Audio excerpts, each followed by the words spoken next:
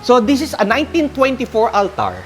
1924. 24. Mariano Oo nga, no. Yulo. So feeling ko mas nauna tong bed niya. Yeah, no? this is much older. Oh. Tapos this tres lunas na Tres lunas na cabinet. na cabinet po. Aparador. Aparador. Oo. Aside, At napansin ko, sir, yung flooring, okay. matsuka. No. Ah, That is an imported linoleum. oh, imported. That is this banyo was only in the 1930s. Oh, 1930s na ito. 30s na ito with a Ay, bidet, baka kung kompleto na sasarapan ito.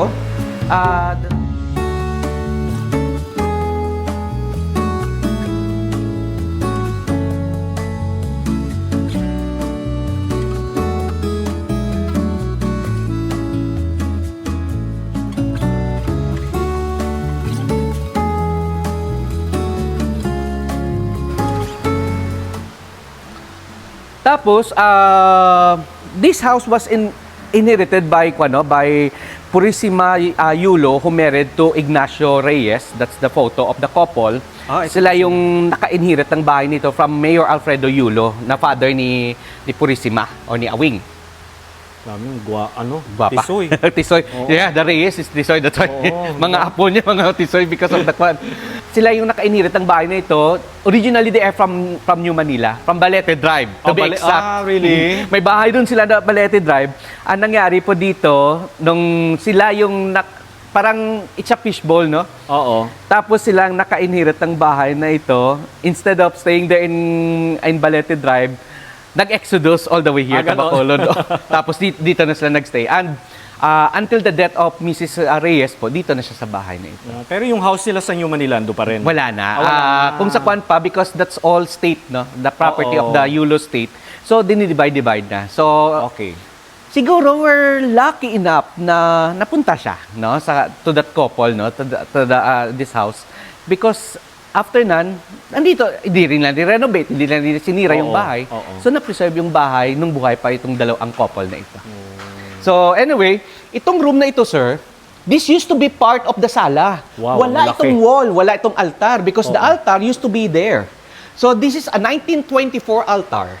1924. 24. Yung Wow. dalawang santo na dyan on both side, merong yung mga marking dyan na 1924. So, Wow. ang original na lugar nito, doon sa may bandstand o sa kanyang orchestra pit. Tapos, andyan yung kanyang altar and also all of the collection ng mga santo ng mga Yulo from the Christ the King and also the Sacred Heart of Jesus and the Immaculate Heart of Mary. Grabe. So, Tapos, this part po, another part of the house dito, this is an older bed pa dito and we suspect this was aside from that big bed doon, no, yung Solomonica na bed, this is the original bed pa ni Mariano Yulo with his insignia. May pangalan pa? Yeah. M.Y. Mariano Oo nga, no. Yulo. so feeling ko mas nauna tong bed niya. Yeah, no? this is much older. Oo. And it shows na ganyan sila kaliit. Oo nga, no.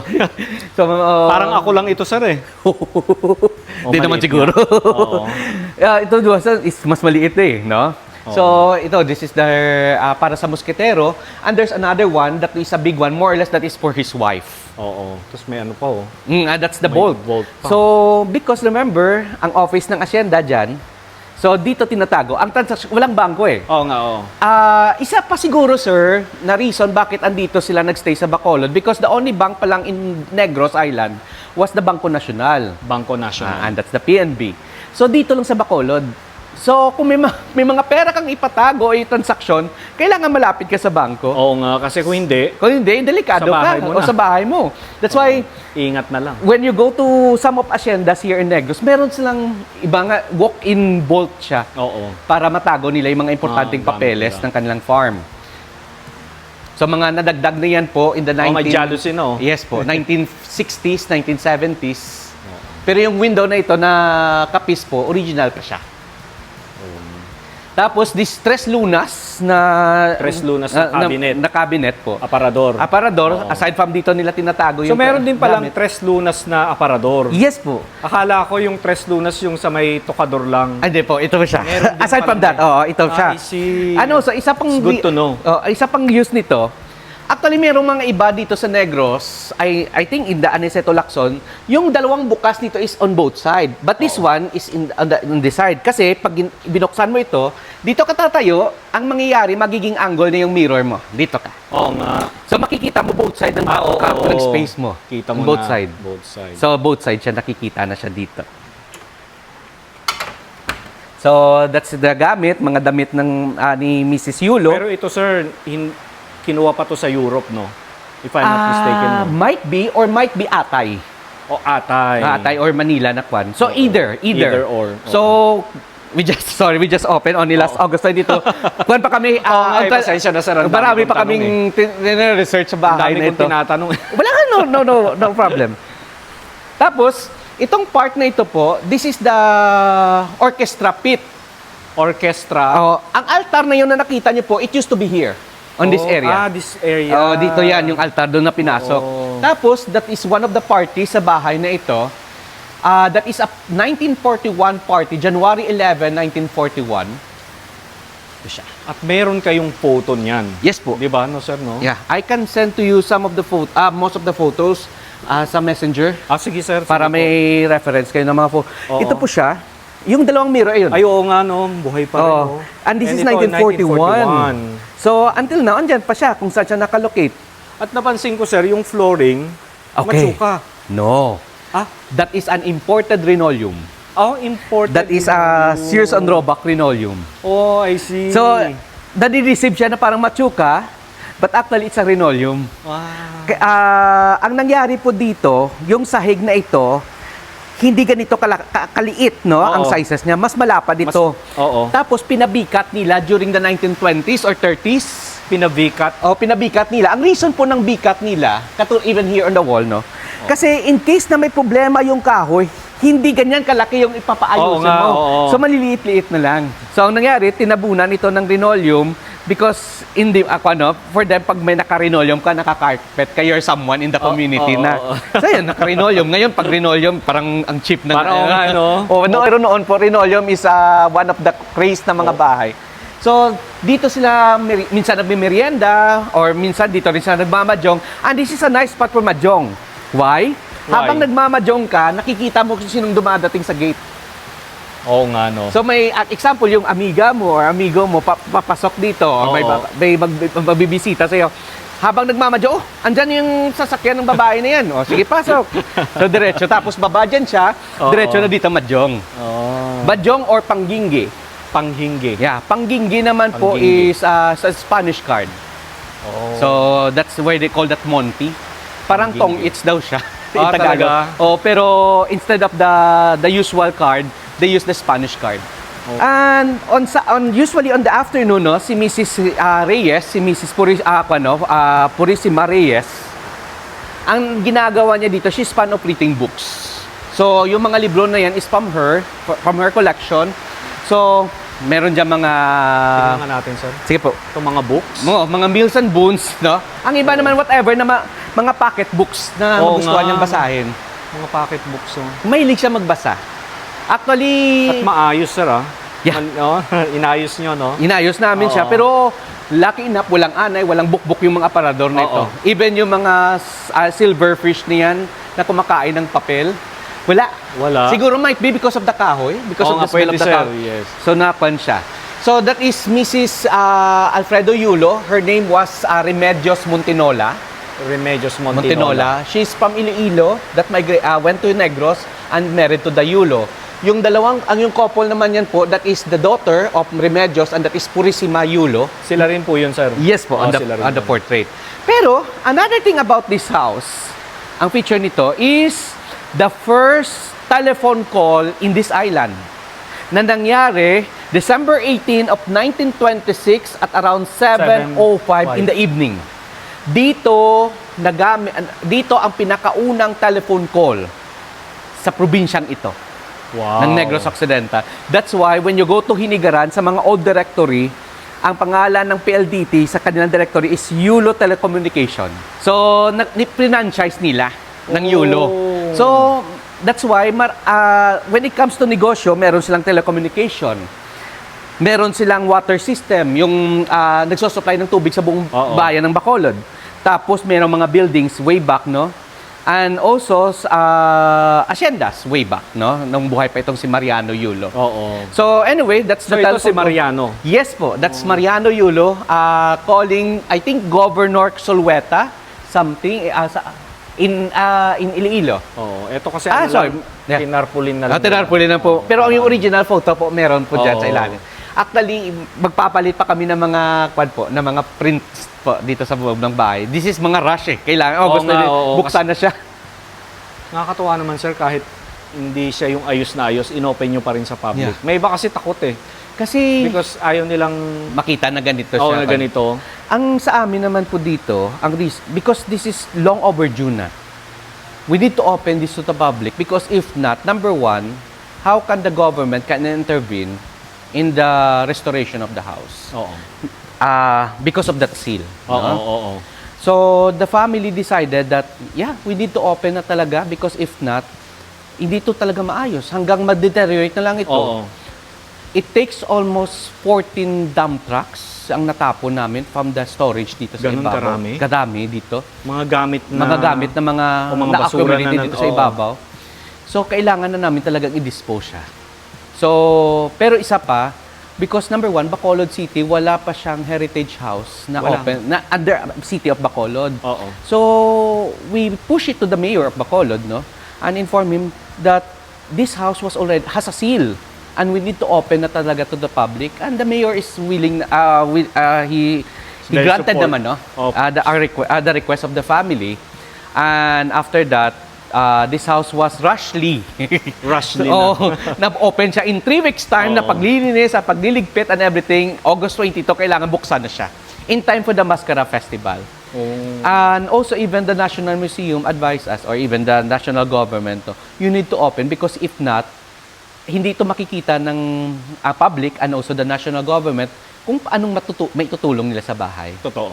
So, Totoo. at least nakita nila na ganito yung sitwasyon ng bahay and because of the seal and everything, no? Because in return, this is our duties and responsibility, no? For the Yeah. city of Bacolod. Oo. And also, it's one of the pride of Bacolod in the Oh, future. yes. The no? pride of Bacolod. Yeah. Tama. That's the Na word. hindi lang katulad ngayon because when you come in Bacolod, especially for tourists, when it comes to old houses, they will go straight to the next town. Yan ang mga nga next town. eh. Kung saan yung Bago. airport, Alisay, Silay, Bago. Oo, yan. Pero the big question mark is, how about Bacolod? Kasi kayong capital, bakit wala kayong Oo. katulad dito ng Silay and also Talisay and Bago? Ang nangyari, we have a lot here in Bacolod, but it so happened no one pushed to the owners Oo nga. to open it to the public. So, we're lucky enough that the family decided and they granted that to open this to the public. Nakakatawa naman Na sila. maaayos din siya in Oo the nga. future. Oo. I'm sure ito magiging maayos na rin ito in Yes the po. future. no? Unti-unti. Talagang unti-unti. Oo. Pasalamat lang kami na naayos nila una yung bubong. Kaya Yes. kasi kung hindi, worse na talaga to. Oo, wala Pero na. ayos na yung bubong. So anyway, lahat ng mga gamit dito, ang mga gamit ni Mariano, meron siyang mga initials. This is Yulo. Ay, oo nga, no. Letter M, Mariano. Letter M, Mariano. Ayun din, may Mariano din siya. So Wow. itong upuan na ito, set ito ng upuan na yan na hindi na namin makita kung saang part yung ibang mga upuan na yan. Nawala na. Pero mayroong isang kuha dyan ng isang government official din, same time din, no, na pagkuha ng picture na yan, Oo. na nakikita yung letter M sa likod. I can share that to you sa messenger. Oh, sige, sir. Maraming photo kung masishare sa iyo sa Oo. messenger. So anyway, so this is the sala area. Sir, wait lang po, sir. Sige Ito po. ano ito? Para saan? Okay. Para pang games to, ah. Ginawa niya itong chessboard, Oh. but actually, this used to be a huge table. Ah, I see. Nabasag yung marble table dito back then pa. Oo, oo, So, soon, we will replace it. Okay. Because maganda yung kanyang, ang kanyang fit, oh. Akala ko nga lazy Susan na Hindi po. tinatawag eh. Para sa kwan po, merong malakang table dyan po na nawala yung kanyang, nabasag yung marble. Tapos, this area, this is the sala. So, kung may mga malaking party, so katulad dito, binubuksan yung bintana. Binubuksan niyo siya. Oo. So, anyway, that's the 2 fountains over there and also malapit na dito yung dagat way back. Yung mga bahay din na makikita niyo po, that's already the shoreline. Wala pa yan, siyempre. Wala pa. That's the shoreline area na po. Tapos, in that photo, that same photo, no, that 1941, there was a party here na that all of them are smiling, no, on that photo, pero very awkward yung photo. Kasi somewhere there, katabi ng baul na yan, merong crumpled newspaper. Crumpled Oh, newspaper. Ang nakabalita sa newspaper, I think, the Nazis invaded Poland na. Imagine, they're having party Talaga? dito, tapos, papakita ko, i-send ko Oo, sa yung sige picture nga, niya. sir, sige. Tapos, isu mo lang yung picture, makikita mo underneath, meron siyang newspaper. I think that's Nazis invaded Poland na.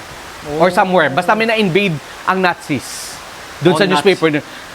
Tapos crumpled siya. Andiyan sa sahig. Talaga. Parang kairi ng picture. Oo nga, oo. Kasi sila, they're having party dito. They didn't realize na sooner or later, papasukin din sila ng gera. Oo, yun Hindi na na. na-realize na magigera. Kasi January yan eh. Oo nga. 1941, pinasok tayo December na. So Oo. yun. Yun na yun. Oo. I-send ko yun sa yung picture na yan. Sige nga, sir. Sige Send po. nyo nga po sa akin. Sige, dito na. So, wait lang po, sir. Ito po, ano po ito? Okay. Sa labas, meron dong made out of semento na bird, no? Actually, that is serve as a royalty, serve as a protection ng bahay na ito. Actually, may wings to siya, may corona, Tsaka may tuka. may Dati, tuka na nawala na. Tapos, meron siyang beast na inaapakan sa paa. Beast, okay. Oo, meron siyang beast. Ah. So, this is made out of wood, katulad ng dalawang layon, tapos nagpagawa rin ng semento dyan. Okay. Salamat po. Sige.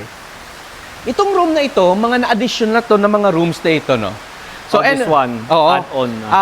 This used to be part of the sala. So, kung kukunin namin to, pag na-restore na itong bahay na ito, mawawala itong lahat ng mga wall na ito. Oo. Ganyan kalaki yung sala na ito.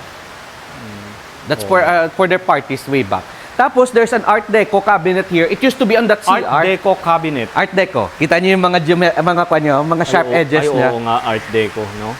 Art Deco siya. Tapos, ang isa dito sa feature nito, kilala niyo to siya? Si Alaska, hindi joke. No. Si Q-Pie. Asa ba yan? Yeah, this is Q-Pie. Q-Pie. Si Q-Pie, yung din nakikita natin siya sa mayonnaise. Oo, asa pala yan? Ito si Q-Pie. Especially itong kanyang yung buhok sa ulo niya. Ito si Q-Pie. So, si Q-Pie is also one of the character, more or less the Japanese characters or American Oo. character. So, ito siya. So, this is a coin bank. Kasama ito ng Art Deco na cabinet na ito o ng dresser na ito. So, this is a pre-war na collection ng mga Collection. perfumes. Oo. At saka Collection Q-Pie. ng mga perfume. Perfume ni Mrs. Yolo. Kala ko si Alaska nung bata. Hindi po. Baby pa. Si Alaska is blonde hair. Oo nga. So, some of the things na naiwan na lang dito, the turntables and also the TV. Ito yung banyo, sir. This banyo was only in the 1930s. 1930s na ito. 30s na ito with the Ay, mata ko bidet, kung saan kompleto ka na rin, ito. no? The lababo, the bidet, and Ang the laki ng tub. banyo. Yeah. This is served as the banyo for the children. For the children. Of the children of Mariano, Ibon. of Alfredo Yulo. Oo. Kasi yung kay Mariano, kay Alfredo, dun sa may malaki, kung saan yung may Pero doon sa dulo, Solomonica. sir, ano na yun? At yung kaninang room na yun, yung kung sa may altar po. Pinagalingan natin. May mga soft spot na yung side doon eh. Oo. From here, we will proceed to the dining room. Dining na tayo, okay. Ang lawak, ano?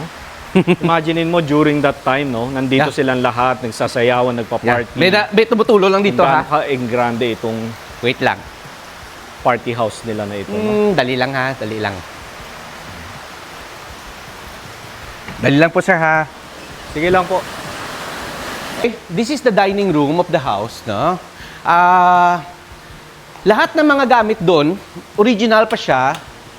Yung mga porcelain, Yung mga porcelain doon, original yan sa bahay. Together with these two cabinets. Ito maliliit. platera ba tawag The yan, sir? platera. Platera. Except for the other two na makikita nyo po, yung malalaki, that is Pambalete Drive na dinala dito sa From Negros. Balete Drive, Yes sa New po. Manila. Yes po. Oo.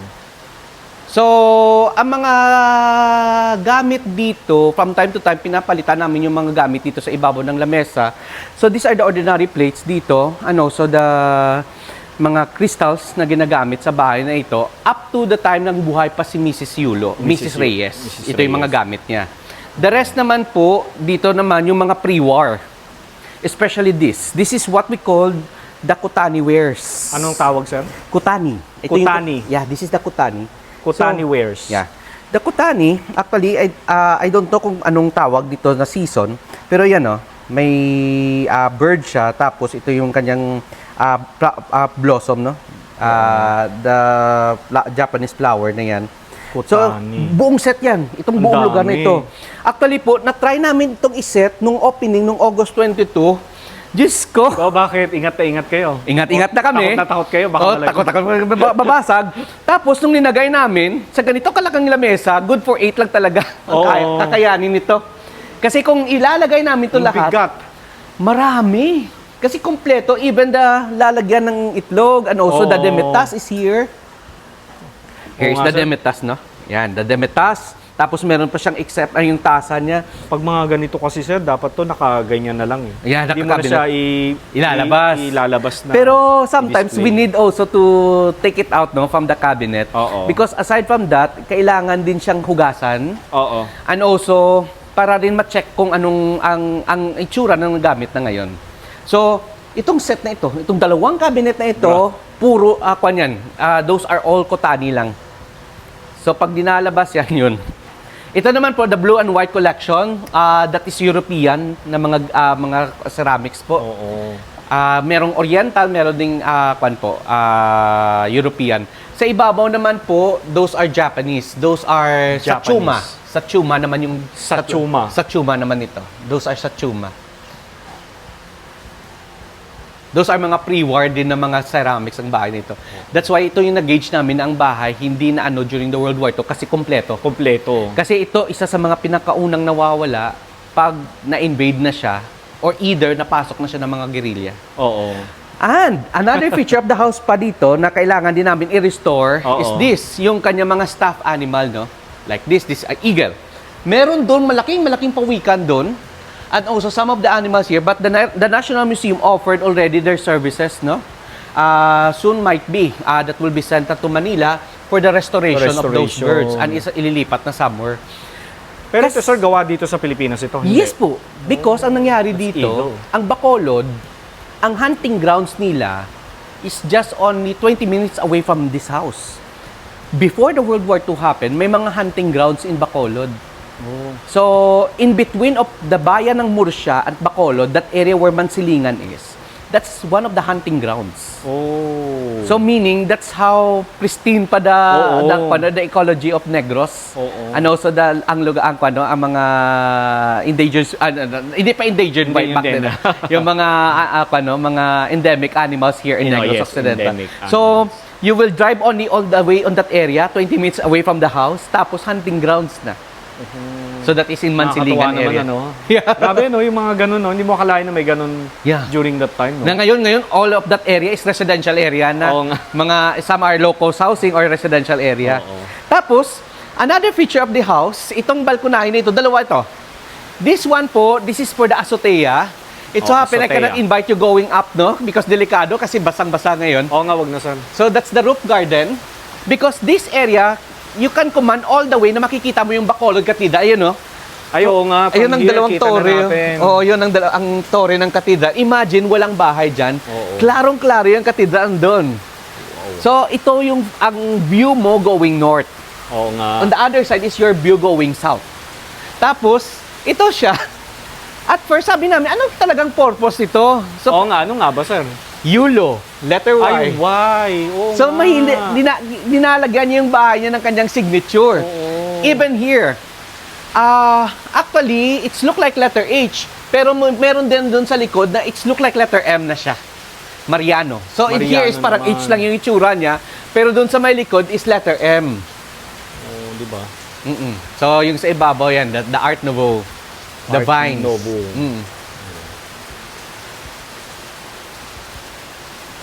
Very interesting. And ano, sir, the stairs? Oh, Yan this- ba yung stairs na nadidismantle? Yes, sir. Oo, tama. Might be that is part of the Sears and Roebuck, no? Oo. You buy that piece by piece. Depende how tall yung kailangan nyo. Okay. So, bibilin okay. mo siya isa-isa. Parang Lego, no? Lego mo siya. Oo. Tapos, ay, kulang pa. Sige, magdadagdag pa. Oo. Ay, kulang pa. O, sige, magdadagdag pa ako. Nakita ko yung ganyan, sir, sa ano naman, sa Manuel L. Quezon House Museum sa Quezon City. Oo. So sila yung nag-ano sa akin na may Na may ganyan sila. pinapasol. Oo, yes. Nice. Kung nalaman na ina-assemble pala siya. Pero yun, might be that is also one of the product of the Sears and Roebuck. Oo. or either baka hikak.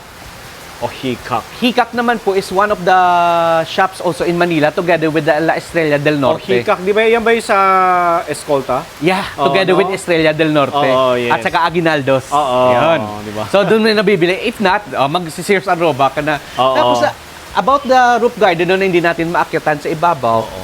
Kasi yung ibabaw dyan, may mga poste yan noon na may ilaw, and they can have party pa dyan sa ibabaw. Yan naman, makikita mo na north, south, east, west of Bacolod. Oo. From that area. Oo. Especially if you're waiting for the boat, back then, pwedeng umakyat dyan yung kapitan. Para makita mo. May-ari, para makita niyo kung anong barkong parating ng Bacolod. Ang galing. Sa ibabaw na yan. Tapos, dito naman sa may likod naman po, this is the Pantaw area. Anong tawag, sir? Pantaw. Ang Pantaw naman po, this is Pantaw. where they can prepare the food and also they can, pasensya lang, basa lang dito. But this is the Pantaw area. That is the kitchen, the original kitchen of the house. Dito naman po, this is another azotea. Oo. So, pwede dito magsigar yung mga lalaki or Oo. either the babae. Tapos, that is the servers takers for the helpers papunta dyan sa room na yan kung saan sila nagluluto at saka yung servers, ang servers quarter nila po dyan sa may loob. Merge quarter naman po sa loob. So, yun, no? Pero ngayon umuulan eh. Ayan, may letter M, oh. Ay, oo, ngayon doon sa concrete, no? Sa concrete po, may letter M. Oo nga noon. Yun. Oh, nagle-letter M. That's Mariano.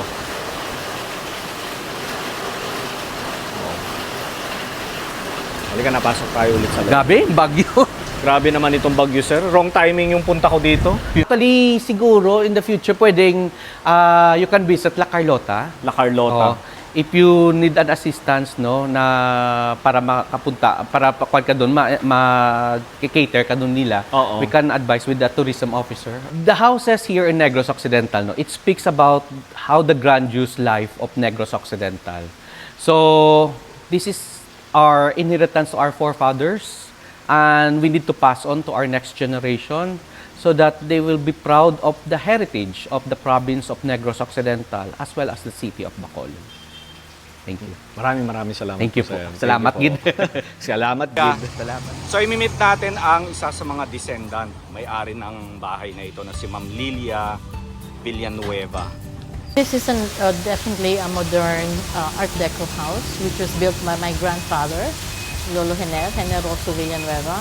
The floor, as you can see, also has carries the Art Deco design. Oo. And these are all native Philippine wood to make a copper box. Oo. Parang they can pour this design. Oo. This is another box.